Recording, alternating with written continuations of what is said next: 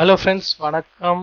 இன்னைக்கு நம்ம இந்த வீடியோவில் என்ன பற்றி பார்க்க போகிறோம்னா, காமனாக இப்போ ஒரு ஹெச்பி லேப்டாப்ஸ்லாம் வர ப்ராப்ளம் வந்து பார்த்தீங்கன்னா, நான் ஹெச்பி பேட்டரி டிடெக்டட் அப்படின்ற ஒரு எரர் அடிக்கும். ஸோ அதை தான் இந்த வீடியோவில் நம்ம பார்க்க போகிறோம். அதுக்கான சொல்யூஷன் என்ன பண்ணால் அது ரிசால்வ் ஆகும் அப்படின்றத பற்றி பார்க்க போகிறோம்.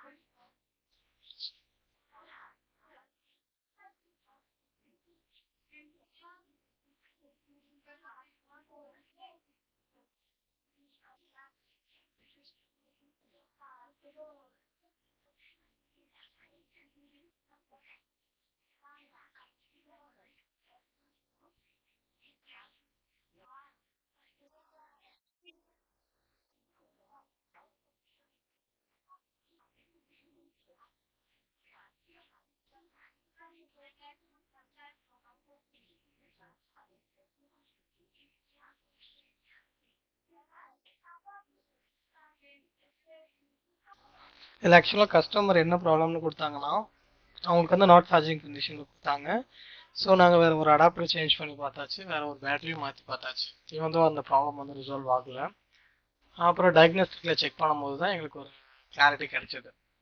ஸோ இதில் வந்து இந்த இஷ்யூ இருக்குது, நான் ஹெச்பி பேட்டரி டிடெக்டர். ஒரு சில மாடலில் வந்து ஆன் பண்ணும் போதே வந்து காட்டும், அது கன்சியூமர் மாடல்ஸில் காட்டும். இந்த மாடல் அப்படி எந்த ஒரு இண்டிகேஷனுமே இல்லை. ஸோ போட்டால் சார்ஜ் ஆகாது, சார்ஜ் ஆகுற மாதிரி காட்டும். ப்ளக் அவுட் இழுத்து விட்டோன்னா, அடாப்டர் எடுத்தோன்னா ஆஃப் ஆகிடும். ஸோ அந்த இஷ்யூவை வேண்டி தான் கொடுத்துருந்தாங்க. ஸோ இதில் நம்ம ஃபஸ்ட்டு ட்ரை பண்ணோம். பார்த்ததில் பழைய யூஎஃப்ஐ டூல், யூஎஃப்ஐ வெர்ஷன் இருக்குது. ஸோ அதை எடுத்துகிட்டு நான் பென்ட்ரைவில் ஆல்ரெடி யூஎஃப்ஐ டூவில் வந்து பூட் பண்ணி வச்சிருக்கேன். அது ரொம்ப ஈஸி தான். இப்போ ஹெச்பி கன்சூமர் மாடல், கமர்ஷியல் எதுவாக இருந்தாலும் சரி, ஹெச்பி மிஷின் காமனாக வந்து பார்த்தீங்கன்னா டயக்னோஸ்டிக் பண்ணுறதுக்கு யூஎஃப்ஐ டூல் அப்படின்ற ஒரு டூல் இருக்குது. நம்ம அதை டவுன்லோட் பண்ணி பென்ட்ரைவில் வந்து எக்ஸ்ட்ராக்ட் பண்ணாலே போதும், நம்ம யூஸ் பண்ணிக்கலாம். மேபி உங்களுக்கு டயக்னோஸ்டிக் டூலை பற்றி ஒரு ப்ரீஃபான வேணும், இன்ஃபர்மேஷன் வேணும்னா சொல்லுங்கள், நான் உங்களுக்கு வந்து அதை பற்றி தனியாக டீட்டெயிலாக போடுறேன். இப்போ வந்து பார்த்தீங்கன்னா நான் F2 ப்ளஸ் பண்ணுறேன். டேரெக்டாக அது டயக்னோஸ்டிக்கில் வந்துருச்சு. கொஞ்சம் டைம் எடுக்குது பென்ட்ரைவ்லேருந்து போட் ஆகுறதுனால.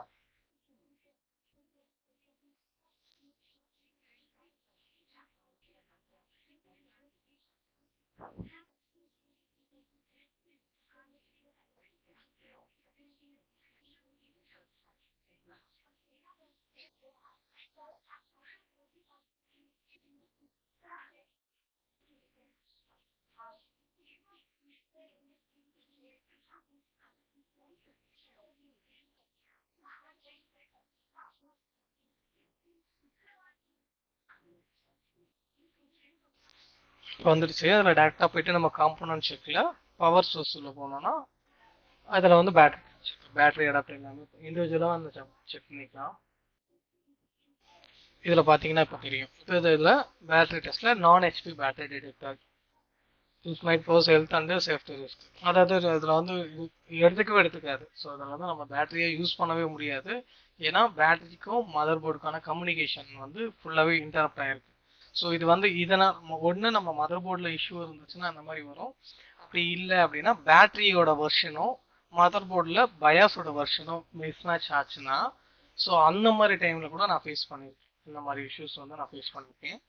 இப்போ நான் ஃபைண்ட் அவுட் பண்ணதில் வந்து பார்த்தீங்கன்னா, இந்த கண்ட்ரோலர் ஐசி, நம்ம பேட்டரியிலேருந்து வர கண்ட்ரோலர் ஐசியில் ஒரு ட்ராக் மட்டும் கட் ஆகிருக்கு. ஒரு ட்ராக் வந்து கொஞ்சம் லைட்டாக பர்ன்ட் அவுட் ஆகிருக்கு. ஸோ அதை பார்த்தீங்கன்னாலே தெரியும். இல்லை ஃபர்ஸ்ட்டில் இருக்கு பாருங்கள். இந்த இந்த ஐசியில் தான் ப்ராப்ளம் இருக்கும். யூஸ்வலாகவே இப்போ நான் பேட்டரி ரிலேட்டட் எல்லா இஷ்யூவும் நாட் சார்ஜிங் இருக்குது அப்படின்ற போது நம்மளுக்கு அந்த ஐசியில் தான் பிரச்சனை இருக்கும். ஒரு ஒரு மாடலுக்கு ஏற்ற மாதிரி ஒவ்வொரு இடத்துல இந்த ஐசி வந்து பிளேஸ்மெண்ட் ஆகிருக்கும். இதில் இந்த வீடியோவில் தெரியும் பாருங்கள். அது இப்போ வந்து பார்த்தீங்கன்னா எனக்கு அந்த ஃபுல்லாகவே எடுக்க முடியல.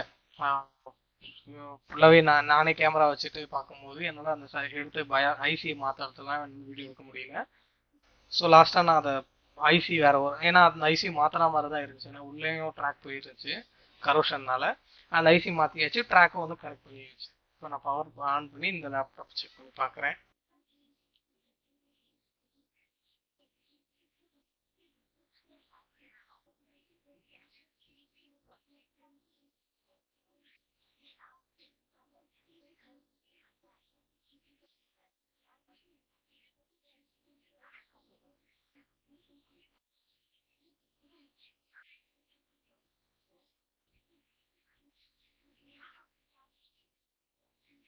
இப்போ அகைன் மறுபடியும் நம்ம வந்து F2 டயக்னோஸ்டிக்குள்ள போகிறோம்.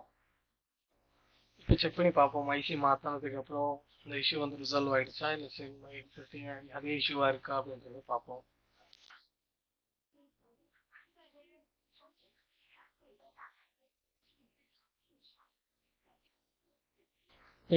பேட்டரி வந்து பாஸ் ஆயிடுச்சு. பேட்டரியோட ஹெல்த் வந்து இருக்கு காட்டுது, எல்லாமே பேட்டரியோட டீட்டெயில்ஸ் காமிச்சு பாஸ் ஆயிடுச்சு. ஸோ பார்த்தீங்கன்னாலே தெரியும், ப்ளக் அவுட் பண்ணிட்டேன், பேட்டரி மோட்ல தான் ஓடிட்டு இருக்கு.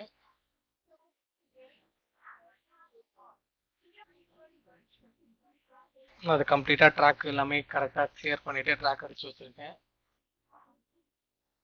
என் ஃபோனில் அதுக்கு மேலே கிளியராக காட்ட முடியல. ஓகே, புரியும் நினைக்கிறேன்.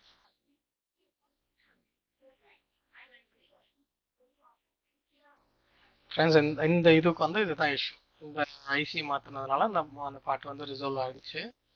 Thank you friends. இது மாதிரி ஒரு வீடியோஸ் பார்க்கறதுக்கு நம்மளோட சேனலை சப்ஸ்கிரைப் பண்ணுங்கள். Thank you friends.